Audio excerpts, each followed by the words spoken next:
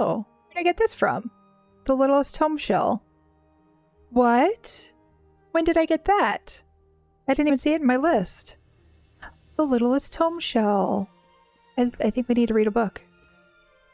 Hang on. The Littlest Tomeshell, a truish story by Cypher Makish. There once was a Daedric spirit floating through the effluvium of oblivion.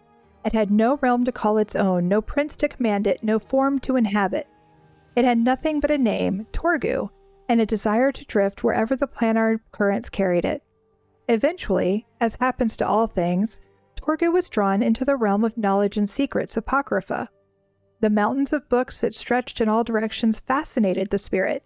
It had never seen so many tomes of all descriptions stacked so high or wide. As it drifted among the volumes, it tried to imagine the information contained in each. It conjured up visions of distant places, powerful beings, and wondrous relics. But without physical form, Torgu could not turn a page or open a cover to read even a single word. Feeling dejected, it took Torgu a long time to realize that there was a commotion happening nearby. The spirit followed the shouts and the roars and the cry of pain until it drifted into a dead end where two mountains of books converged. Trapped with their back to the wall of volumes was a young Cypher, new to the ways and dangers of the realm. Over him loomed a Drumnakin, standing on four stout legs, its maw dripping with sharp, pointed fangs. The young Cypher held the only object he carried before him as a shield.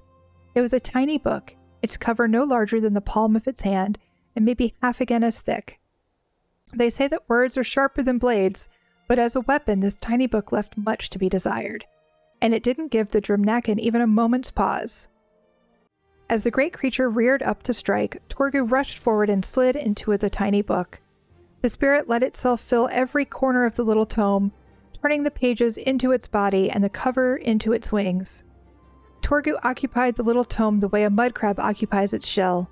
Then it flapped furiously, rising into the air to impose itself between the Drumnakin and the Cypher. Confused, the Drumnakin stared at the flapping, hovering little book. It clearly didn't know what to make of this very un-book-like behavior.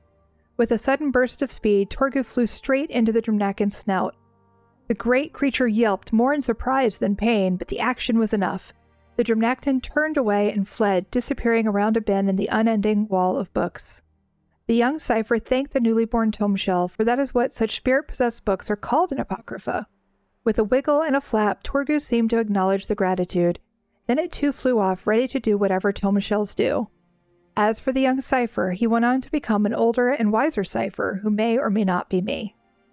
That was cute! That was really cute. The Littlest Tomeshell. I love that.